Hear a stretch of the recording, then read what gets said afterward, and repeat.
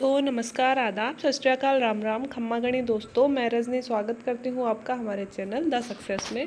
तो दोस्तों आज है 23 जून और मुझे पता है करंट अफेयर्स का वीडियो थोड़ी लेट आ रहा है, बट आ जाएगा आपके सामने। लेट आए, छोटा आए, बड़ा आए, बट डेली वीडियो आ जाएगा आपके सामने। बट क्योंकि आप लोगों की डिमांड रहती है कि मैडम करंट अफेयर्स तो लेके ही आइए, कम से कम जब तक इंटरव्यू चल रहे हैं जब तक। तो ठीक है, मैं अपनी पूरी कोशिश कर रही हूँ। तो दोस्तों कुछ इंपॉर्टेंट खबरें मुझे मिली तो वो आपके साथ डिस्कस कर लेते हैं। एक तो दोस्तों मिजोरम में एक नया जनसंख्या नियम आया जो इंडिया में पहले नहीं आया था। लाइक चाइना में 2 चाइल्ड पॉलिसी, पहले 1 चाइल्ड पॉलिसी अपनाई, फिर उसको 2 चाइल्ड किया और अभी 3 चाइल्ड पॉलिसी कर दिया है ना, क्योंकि वहाँ जनसंख्या कम हो रही है तो उसको बढ़ाने के लिए। कुछ ऐसा सा ही कानून इंडिया में भी एक जगह आया है, तो वो कुछ डिफरेंट अगर इंडिया में होता है तो हमारे लिए इम्पोर्टेंट हो जाता है पढ़ना। तो दोस्तों देश में जारी जनसंख्या नियंत्रण कानून की मांग के बीच में हमारे देश में जनसंख्या बहुत तेज़ी से बढ़ रही है और हम सब उसे कंट्रोल करना चाह रहे हैं। इसी बीच में दोस्तों मिजोरम के एक मंत्री ने अधिक बच्चे पैदा करने वाले को 1 लाख रुपए का इनाम देने का ऐलान किया। एक तरफ तो हम जनसंख्या घटा रहे हैं, लेकिन मिजोरम के एक मंत्री हैं जिन्होंने ज़्यादा जो बच्चे पैदा करेगा उनको 1 लाख रुपए का इनाम देने की घोषणा करी है। तो ये अपने आप में डिफरेंट हो जाती है। रीज़न हम आगे पढ़ेंगे क्यों करी, कैसे करी, लेकिन ये डिफरेंट न्यूज़ है। तो ऐसी चीज़ें दोस्तों जो खबरों में आ जाती है, अधिक सुर्खियों में आ जाती है, वो इंटरव्यू में पूछ ली जाती है ना। अगर जनसंख्या की बात चले तो फिर ऐसे पूछ ली जाएगी, अच्छा क्या कोई ऐसा भी राज्य है अपने यहाँ पे, ऐसी भी जगह है जहाँ पे जनसंख्या बढ़ाने के प्रयास किए जा रहे हैं। एक तरफ तो हम घटाने के प्रयास कर रहे हैं, जनसंख्या नियंत्रण के प्रयास कर रहे हैं, दूसरी तरफ बढ़ाने के प्रयास किए जा रहे हैं। तो हमें ऐसी चीज़ों का पता होना चाहिए। और दोस्तों एक चीज़ मैं आपसे हमेशा कहूँगी, जिस तरह की हम न्यूज़ डिस्कस कर रहे हैं इंटरव्यू में वैसे ही क्वेश्चन पूछे जा रहे हैं, क्योंकि मुझे अच्छा खासा एक्सपीरियंस है।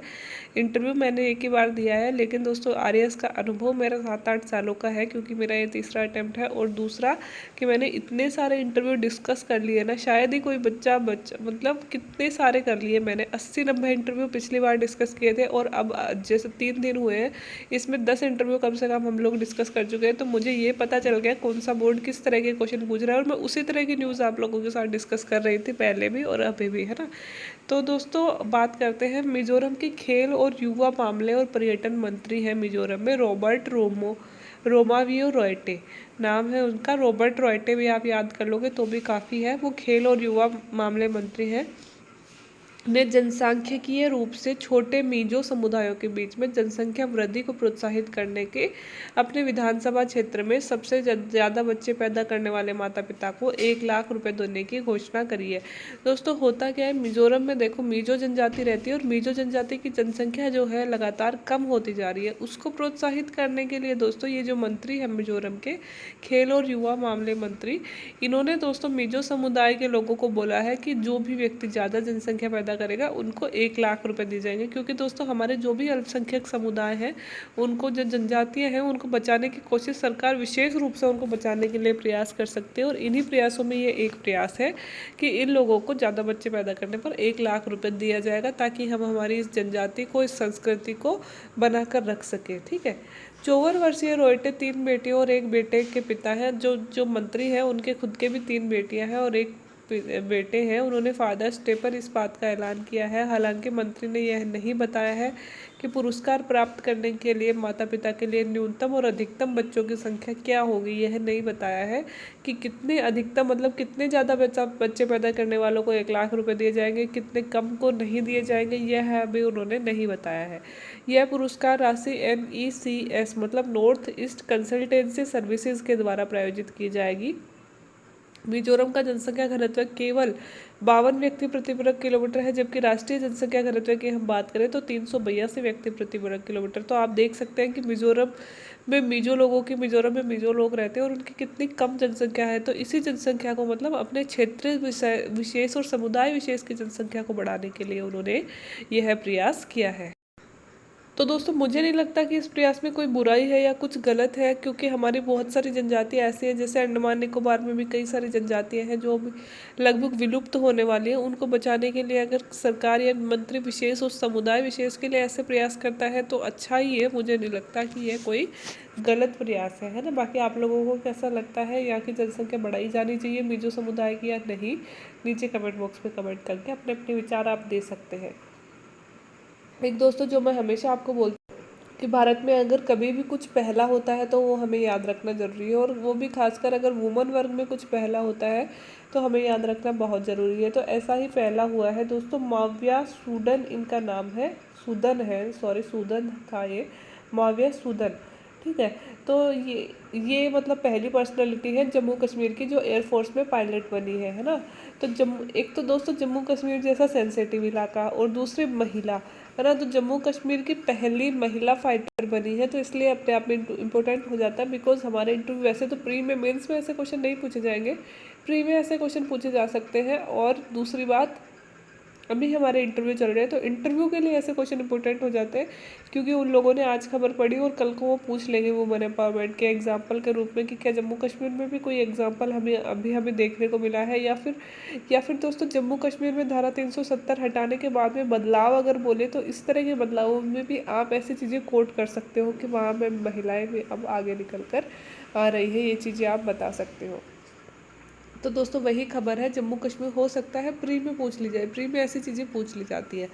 जम्मू कश्मीर की एक बेटी ने एयरफोर्स में फाइटर पायलट बनकर इतिहास रच दिया है। राजौरी जिले की फ्लाइंग ऑफिसर माविया सूदन है इनका नाम, जम्मू कश्मीर की पहली महिला है जो भारतीय एयरफोर्स में फाइटर पायलट के रूप में जुड़ी है। भारतीय एयरफोर्स की बात करें तो उसमें अभी भी बहुत ज़्यादा महिलाएं नहीं हैं। एयरफोर्स में माविया 12वीं महिला फाइटर पायलट बन गई है। तो बहुत ज़्यादा महिलाएं नहीं है दोस्तों, अभी भी हम देखते हैं अवनी चतुर्वेदी और बहुत कम लोग हैं। अभी ये मात्र 12th वुमन है जो एयरफोर्स में फाइटर पायलट बनी है ना। और वो भी जम्मू कश्मीर जैसे इलाके की जहाँ लड़कों की शिक्षा सुनिश्चित नहीं हो पाती, और वहाँ की लड़की होकर इतना पढ़कर आगे बढ़ी है, तो निश्चित रूप से पूरे देश की लड़कियों के लिए एग्जाम्पल है ये हमारे लिए। माविया सूदन जम्मू कश्मीर के राजौरी जिले की रहने वाली है। उनका गांव लंबेरी लाइन ऑफ कंट्रोल के पास में ही पड़ता है। माविया सूदन को शनिवार को फाइटर पायलट के रूप में स्वीकार किया गया, ठीक है, शामिल किया गया था। तो ये तो दोस्तों प्री के लिए, और अगर वुमेन एम्पावरमेंट में हम एग्जाम्पल देना चाहें तो उसके लिए न्यूज़ हो गई। बाकी दोस्तों ये थर्ड क्वेश्चन, अब मैंने थोड़ा बड़ा क्वेश्चन लिया है, आप इसे 50 या 100 शब्दों में भी लिख सकते हो, उतना बड़ा ही मैंने ले लिया है। ये मैंने इसलिए लिया है कि दोस्तों बीच में मैंने 4-5 दिन के करंट अफेयर्स मिस कर दिए थे। मैंने कहा था कि क्योंकि ना मैं थक जाती हूँ, बहुत सारे वीडियो मुझे बनाने पड़ते हैं, तो मैंने कहा था कि करंट अफेयर्स रहने देते हैं, और एक मेंस आंसर राइटिंग डेली का एक वीडियो जब से मेरे स्कूल शुरू हुई है तब से। लेकिन आप लोगों की डिमांड है कि मैम प्लीज़ इंटरव्यू तक करंट अफेयर्स करवा दीजिए, उसके बाद में चाहे आप मेंस आंसर राइटिंग करवाते रहिए। कुछ लोगों की डिमांड है कि मैम मेंस आंसर राइटिंग ही होनी चाहिए, इंटरव्यू मतलब ये करंट अफेयर्स हम बहुत सारे चैनल्स पर पढ़ सकते हैं, बट मेंस आंसर राइटिंग आपके ही चैनल पर पढ़ते हैं, है ना। तो दोस्तों मैं थोड़ी सी हेक्टिक हो गई थी, तो मैंने बीच में छोड़ दिया था। मुद्दे की बात यह है कि G7 मीटिंग हो गई पहले, वैसे मैंने G7 मीटिंग बताई थी कहाँ होने वाली है, कब होने वाली है, अगली कहाँ होगी, ये सारी चीज़ें बताई थी। लेकिन G7 मीटिंग हो गई और इसमें क्या क्या बातें हुई ये मैंने टॉपिक छोड़ दिया था, और अब मैंने देखा कि इंटरव्यू में छोड़ा नहीं था, मतलब मैंने करंट अफेयर्स ही छोड़ दिए थे बीच में 4-5 दिन। अब मैंने देखा कि इंटरव्यू में इस चीज़ पे बहुत ज़्यादा जोर दिया जा रहा है। G7 2-3 बार पूछ ली गई 2-3 बच्चों से, और हमने डिस्कस नहीं करी। तो मुझे ऐसे कहीं ना कहीं लग रहा था कि जो बच्चे मतलब मेरे चैनल पर डिपेंडेंट है उनके साथ कहीं ना कहीं नाइंसाफ़ी हो रही है। कल जब मैं आपके साथ इंटरव्यू डिस्कस कर रही थी तभी मैंने मन में सोच लिया था कि यार मैंने G7 नहीं पढ़ाई है, तो मेरे अंदर से गिल्ट हो रहा था। तो G7 पूरा पढ़ लेते हैं आप, क्योंकि G7 अभी अभी हुई है और इम्पोर्टेंट भी है। इसके बाद में जो अमेरिका और रसिया समझौता पूछा है ना, G7 के बगल में ही एक समझौता हुआ है, वो मैं कल के वीडियो में डिस्कस कर लूँगी, वो भी पढ़ेंगे, क्योंकि वो भी इंटरव्यू में पूछा गया है, तो वो भी हमारे लिए इम्पोर्टेंट हो सकता है। आज हम G7 मीटिंग पढ़ लेते हैं, है ना। तो एक बड़ा क्वेश्चन ही मैंने ले लिया, आप इस क्वेश्चन को 100 शब्दों में भी तैयार कर सकते हो जो मैंने आपको डेटास यहाँ दिए हैं, ठीक है। तो G7 की दोस्तों फुल फॉर्म है ग्रुप ऑफ 7, ठीक है। यह एक अंतर सरकारी संगठन है जिसका गठन वर्ष 1975 में किया गया था। तो सबसे पहले याद रखना, अंतर सरकारी संगठन मतलब अलग अलग सरकारों के द्वारा बना हुआ है, और गठन याद रखना 1975 में इसका गठन किया गया था। अब इसके थोड़े से सदस्य देश, अगर आप 7 सदस्य देश आपको पता ही है, याद कर सकते हैं, यूके, कनाडा, फ्रांस। तो दोस्तों ऐसे याद कर लीजिए कि जैसे अमेरिका, देखो ये कनाडा और ये अमेरिका, तो एक कनाडा और अमेरिका तो इधर वाले हो गए, यहाँ पे ब्रिटेन हो जाएगा। ऐसे ही चलेंगे अपन, पूर्व से सॉरी पश्चिम से पूर्व की तरफ चलेंगे, ठीक है। तो ये पश्चिम ही है ना, हाँ ये पश्चिम है, ये पूर्व है, ठीक है। तो दोस्तों इधर कौन सा हो गया, कनाडा 1 नंबर, और 2 नंबर हो गया अमेरिका, तीसरा हो गया ब्रिटेन, है ना। 3 तो इधर के हो गए। फिर ये सारे अपन इधर वाले याद कर लेंगे, यूरोप वाले याद कर लेंगे। फिर यूरोप में कौन कौन से हैं, फिर यूरोप में यह है फ्रांस, यहाँ है जर्मनी, और यहाँ है इटली। ठीक है, 6 हो गए। और फिर एक कौन सा बच गया, एक इधर वाला बच गया, जापान। तो दोस्तों 2 तो अमेरिका वाले हो गए, कनाडा और अमेरिका। एक जो ब्रिटेन हो गया, ये हो गया, ठीक है, 3। और फिर 3 इधर हो गए यूरोप में, जर्मनी, फ्रांस और इटली। 4 5 6 हो गए।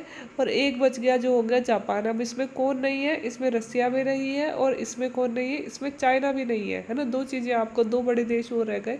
इंडिया तो जैसे है ही नहीं, रसिया भी नहीं है और चाइना भी नहीं है। रसिया पहले आया था, G8 हो गया था G7 की वजह से, लेकिन क्रीमिया वाले मुद्दे पर रसिया को फिर से बाहर निकाल दिया गया और फिर से G8 की जगह G7 बन गया। और चाइना इसमें नहीं है, बिकॉज यह डेवलप्ड कंट्रियों का समूह है। और इंडिया और चाइना आज भी अपने आप में डेवलपिंग कंट्री माने जाते हैं, है ना, डेवलप्ड नहीं माने जाते हैं। ठीक है, तो इसलिए चाइना भी नहीं है और इंडिया भी नहीं है। तो फिर इंडिया ने इसमें पार्ट कैसे किया वो भी हम देखेंगे। पहले सदस्य याद हो गए ना, 1 कनाडा, दूसरा USA, तीसरा ब्रिटेन, और फिर 3 यहाँ के हो जाएंगे, फ्रांस, जर्मनी, इटली। 6 हो गए। एक इधर का बच गया, जापान। ठीक है, इजी सा है, याद हो गए। 7 नक्शे में याद करोगे दोस्तों, मैप बना के याद करोगे ना, बहुत इजी हो जाएगी ये सारी चीज़ें। वैसे रटते रहोगे ना ऐसे उंगलियों पे तो याद नहीं होंगे, बस मैप में याद कर लो। 2 इधर के हैं, एक इधर का है, फिर इधर से इधर चलते हैं, 3 यूरोप के आ जाएंगे और एक इधर का जापान बच गया, ये आ जाएगा। ठीक है, अब सभी G7 देश और भारत G20 का हिस्सा है। अब जो G20 है ना, G20 उसमें भारत है और उसमें सारे G7 देश भी हैं प्लस और अन्य देश भी है। G20 का तो भारत निर्माणकारी समूह है। अपने जो मेंस का सिलेबस है ना दोस्तों, उसमें G7 भी लिखा हुआ है, G77 भी लिखा हुआ है और G20 भी लिखा हुआ है, स्पेशली लिखे हुए हैं ये। तो ये अपन को याद करने रहते हैं, इसलिए G7 हमारे लिए मेंस के लिए भी बहुत इंपॉर्टेंट है। और बिकॉज अभी अभी हुआ है, इसलिए इंटरव्यू के लिए भी इम्पोर्टेंट हो जाता है। ठीक है, अगर ये पहले हुआ होता तो कोई बात नहीं थी, इंटरव्यू में कोई नहीं पूछता इससे क्वेश्चन, लेकिन अभी इसकी मीटिंग जस्ट हुई है और बहुत चर्चा में भी रही है, इसलिए इंटरव्यू में इम्पोर्टेंट हो जाता है। बाकी मेंस के लिए इम्पोर्टेंट है, क्योंकि मेंस के सिलेबस में स्पेशली ये संगठन लिखे हुए हैं, है ना। ठीक है, आगे चलते हैं। G7 का कोई औपचारिक संविधान नहीं है, कोई निश्चित मुख्यालय नहीं है। ऐसा भी नहीं है कि इसका कोई संविधान बनाया है, और ऐसा भी नहीं है कि इसका किसी देश में हेडक्वार्टर है, जैसा ब्रिक्स का नहीं है ना, वैसा इसका भी नहीं है।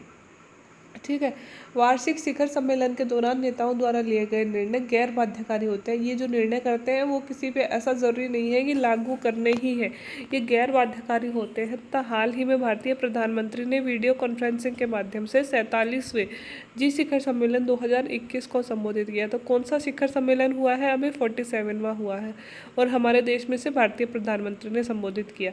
तो दोस्तों G7 का निर्माण हुआ था 1975 में, सदस्य है 7, इसका कोई औपचारिक संविधान नहीं है, कोई निश्चित मुख्यालय नहीं है, वार्षिक शिखर सम्मेलन होता है इसका, लेकिन इसमें कोई बाध्यकारी फैसला नहीं लिया जा सकता है। ठीक है, और अब की बार जो G7 सम्मेलन हुआ है वो हुआ है ब्रिटेन में, और ये नंबर है 47वां, और भारत के प्रधानमंत्री इसमें भाग लिए थे वर्चुअली, है ना, वर्चुअली हुआ था ये इस बार।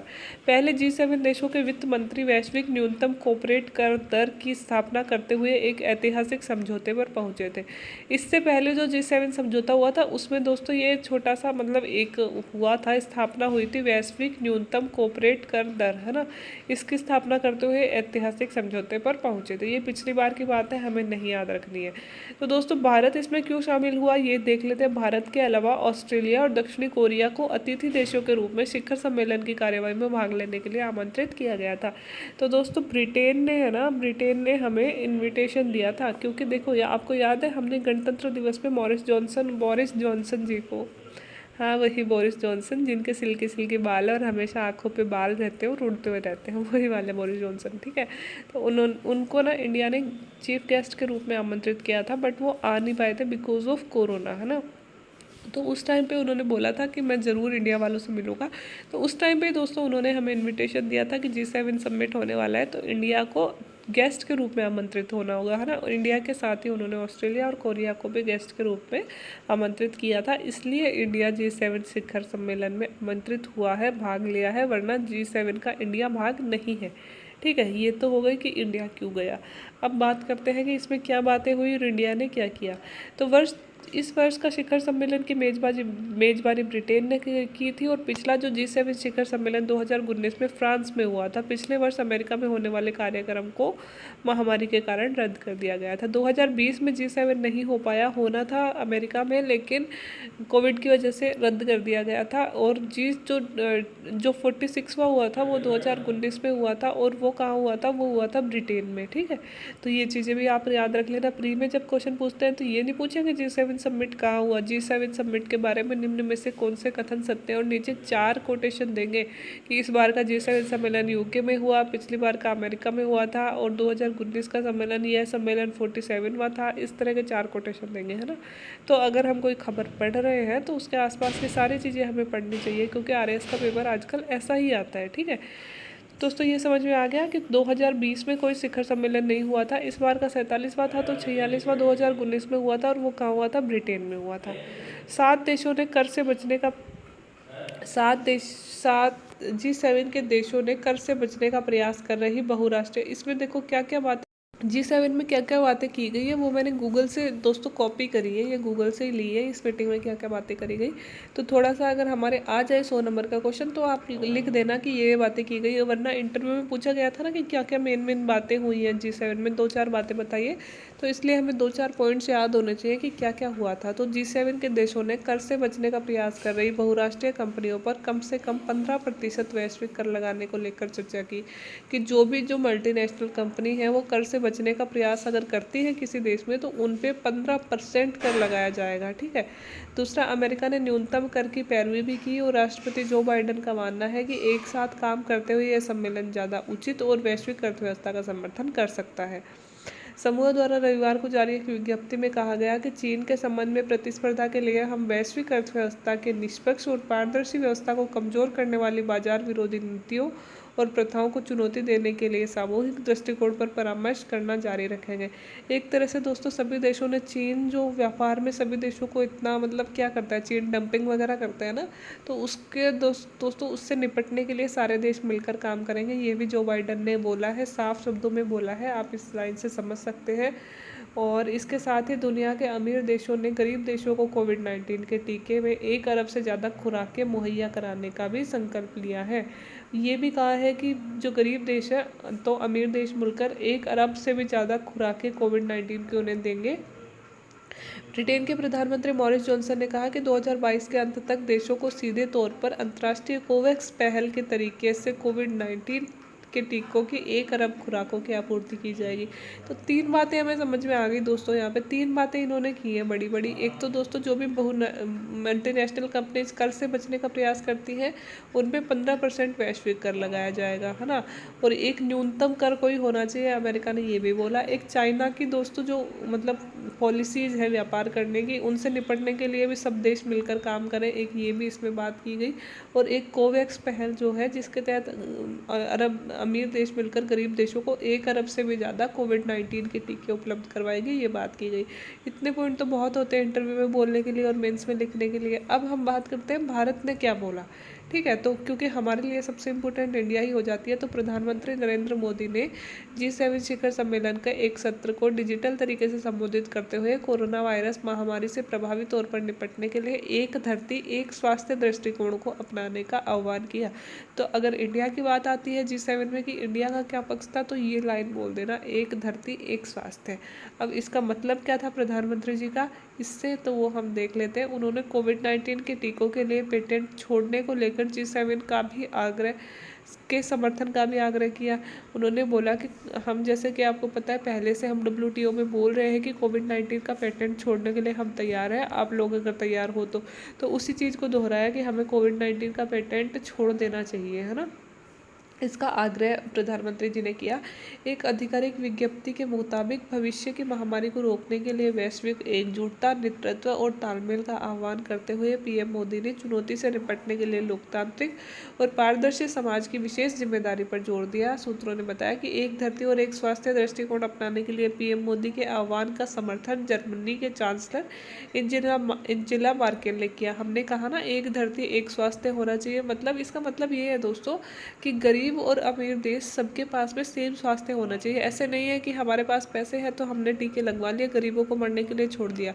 इसीलिए तो भारत कह रहा है कि क्यों नहीं टीकों के पेटेंट को ही मुफ्त कर दिया जाए, ताकि गरीब देशों के तक टीके अपने आप पहुँच जाएंगे। अगर टीके सस्ते हो जाएंगे, उन लोगों की कंपनी टीके बनाने लगेगी, तो है ना, यही मतलब है एक धरती एक स्वास्थ्य का। मतलब सारी धरती पर सभी लोगों को एक जैसा स्वास्थ्य मिलना चाहिए, स्वस्थ स्वास्थ्य मिलना चाहिए। और इस बात का समर्थन एंजेला मार्केल ने भी किया, जो जर्मनी के चांसलर हैं। उन्होंने कहा कि ऑस्ट्रेलिया और कुछ अन्य देश भी कोविड-19 के टीकों का उत्पादन बढ़ाने के लिए और पेटेंट के छूट के मोदी के समर्थन के आह्वान का जोरदार समर्थन किया है। तो जर्मनी ने हमारा समर्थन किया और ऑस्ट्रेलिया ने भी समर्थन किया है। भारत और दक्षिण अफ्रीका ने विश्व व्यापार संगठन में पहले हमने यह प्रस्ताव रखा था WTO में कि भाई मतलब पेटेंट मुक्त हम करने के लिए तैयार हैं। प्रधानमंत्री मोदी ने कोविड संबंधी प्रौद्योगिकियों पर भी पेटेंट छूट के संबंध में भारत और दक्षिण अफ्रीका द्वारा WTO में दिए गए प्रस्ताव के लिए G7 का समर्थन का आह्वान किया है। मोदी जी ने बोला कि हमने एक धरती एक स्वास्थ्य को लेकर पहले से WTO में अपील कर रखी है कि पेटेंट कोविड-19 के टीकों पर पेटेंट की छूट दी जाए, और वही चीज़ हमने G7 में दोहराई है। आग्रह किया है इन बड़े देशों से कि आप भी पेटेंट पे छूट दें, ताकि गरीब और निम्न तबके के जो लोग हैं वहाँ तक टीके पहुँच पाए और सभी लोग स्वस्थ रह सके, मतलब सही रह सके, है ना। तो ये भारत की नीति हो गई। तो दोस्तों 4 चीज़ें, इंडिया ने एक धरती एक स्वास्थ्य, पेटेंट पर छूट, इसका समर्थन जर्मनी ने किया, ऑस्ट्रेलिया ने किया और दक्षिण अफ्रीका तो हमारे साथ था ही। इसके अलावा बहुराष्ट्रीय कंपनी जो टैक्स से बचने का प्रयास करते हैं उस पर 15% टैक्स लगाया जाए। चीन की जो व्यापार विरोधी नीतियाँ हैं उनको सब मिलकर निपटेंगे। और कोवैक्स पहल के तहत 1 अरब से भी टीके गरीब देशों तक पहुँचाए जाएंगे। बस G7 निपट गया। 1975 में बना था, 7 सदस्य है। G8 हुआ था, रसिया मिला था तब, लेकिन रसिया निकल गया तो फिर से G7 हो गया। भारत को 2019 में जो G7 हुआ था वो ब्रिटेन में हुआ था, 20 में अमेरिका में होना था, बट कोविड की वजह से रद्द हो गया था। और भारत को इनवाइट किया है। भारत और ऑस्ट्रेलिया को किसने इनवाइट किया है? बोरिस जॉनसन जी ने, जो ब्रिटेन के प्रधानमंत्री हैं, और इस साल का ब्रिटेन में ही हुआ है। तो कितना सा मतलब मेरे पढ़ाते पढ़ाते मुझे याद हो गया, तो आपको सुनते सुनते तो याद हो ही गया होगा। इतना ईजी तो है। अब इंटरव्यू में G7 पे से कोई भी क्वेश्चन आया तो आप रुकोगे या डटोगे या मना थोड़ी करोगे? आपको ईजीली बता सकोगे ना। अब तो कुछ भी पूछ सकते हैं G7 में से। तो दोस्तों मेरा यही मकसद था कि G7 मैंने छोड़ दिया था और बहुत इंपॉर्टेंट टॉपिक था। तो मैं नहीं चाहती मेरी वजह से कि जो लोग सिर्फ मेरे वीडियो पे डिपेंड हो उनका कोई भी टॉपिक छूटे। जैसा कि मैं हमेशा बोलती हूँ कि हो सकता है आज छूट जाए, लेकिन कल के वीडियो में वो टॉपिक आपका पक्का क्लियर हो जाएगा, ये मेरा वादा है। अगर मैं पढ़ा रही हूँ तो वो चीज़ें आप मेरे पे छोड़ दो, मैं आपके कंसेप्ट क्लियर करवाते हुए चलूँगी। तो दोस्तों आज मैंने इतनी न्यूज़ दी है क्योंकि मुझे G7 बड़े तौर पर पढ़ाना था। 100 शब्दों का क्वेश्चन यहाँ से तैयार कर लेना, मैं नहीं तैयार करवा पा रही हूँ। आपको पता है मेरा हेक्टिक शेड्यूल चल रहा है। अगर आप यहाँ से तैयार कर सकते हो इजीली तो आंसर राइटिंग करोगे आज आप। G7 पे ही 100 शब्दों का आंसर तैयार करना है आपको, ठीक है। बाकी वीडियो अच्छा लगा हो तो लाइक शेयर एंड सब्सक्राइब कर दें, और वीडियो देखने के लिए थैंक यू सो मच।